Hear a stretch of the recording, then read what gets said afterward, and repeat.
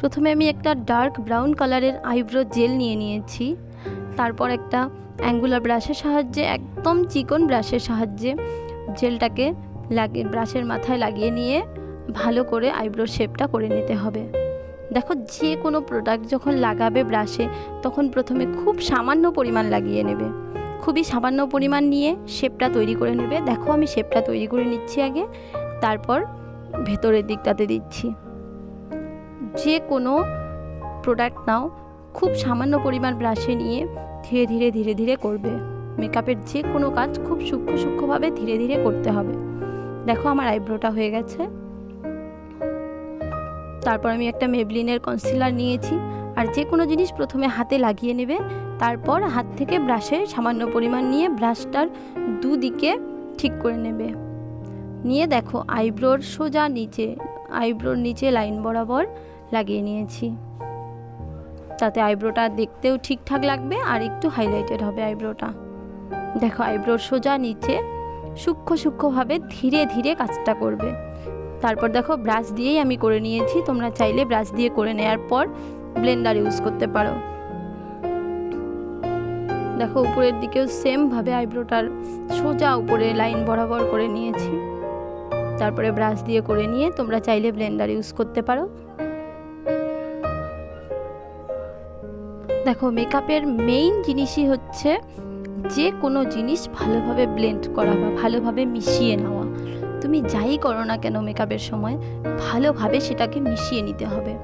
দেখো, আমি অনেকবার ব্রাশ দিয়ে করে করে করে করে ভালোভাবে মিশিয়ে নিয়েছি। তারপর চাইলে তোমরা ব্লেন্ডার দিয়ে করেও মিশিয়ে নিতে পারো। তারপরে কম্প্যাক্ট পাউডার সেট করে নিতে হবে, বা কম্প্যাক্ট পাউডার না থাকলে বাড়িতে যেই পাউডার আছে সেই পাউডার লাগিয়ে নেবে। তারপরে আমি একটা হাইলাইটার কালার নিয়ে সেটাকে হচ্ছে আইব্রোর নিচে লাগিয়ে দিলাম। তারপরে উপরের দিকে আবার শেপটা ঠিক করে নিলাম। নিয়ে এবার হচ্ছে ব্রাউন কালার, প্রথমে ব্রাউন কালার, বা তোমরা চাইলে অন্য কোনো কালারও ইউজ করতে পারো, কিন্তু আমি এখানে একবারে বেশি করে নিয়েছি। তোমরা অল্প অল্প করে নেবে, খুব সামান্য পরিমাণ কালার নিয়ে বারবার সেটাকে ভালো করে ব্লেন্ড করতে থাকবে। তারপর কনসিলার নিয়ে চোখের শেপটা করে নিচ্ছি আমি। দেখো, সাইডটা ডার্ক হয়ে গেছে, এবার আমি চোখের শেপটা করে নিচ্ছি। চেষ্টা করবে শেপটা ভালো করে করার। প্রথম একটু খারাপ হলেও পরে আস্তে আস্তে দেখবে শেপটা ঠিকঠাক হয়ে যাবে। যদি তোমরা বাড়িতে বসে ব্রাইডাল মেকআপ শিখতে চাও, তাহলে আমার চ্যানেলটিকে সাবস্ক্রাইব করো। তারপর কালার লাগিয়ে নিচ্ছি। প্রথমে গোড়ার দিকটাতে ইয়েলো কালার লাগিয়ে নিলাম।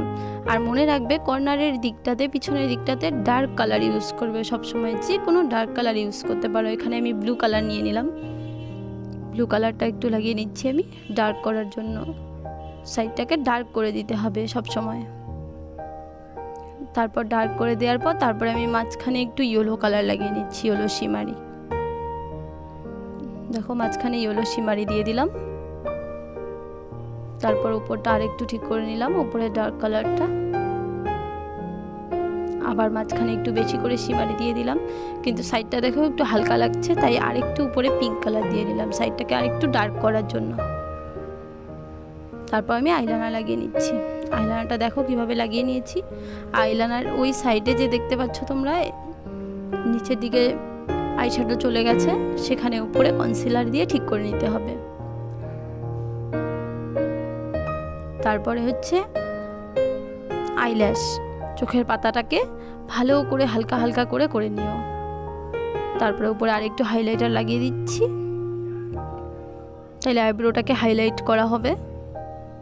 কর্নারেও হাইলাইটার লাগিয়ে নিলাম, ভালো করে লাগিয়ে নিয়ে দেখো আমি সব দিকটা ভালো করে নিয়েছি, কমপ্লিট হয়ে গেছে। Thanks for watching this video. ভিডিওটি ভালো লাগলে লাইক, কমেন্ট এবং শেয়ার করুন। নেক্সট ভিডিও দেখার জন্য চ্যানেলটিকে সাবস্ক্রাইব করে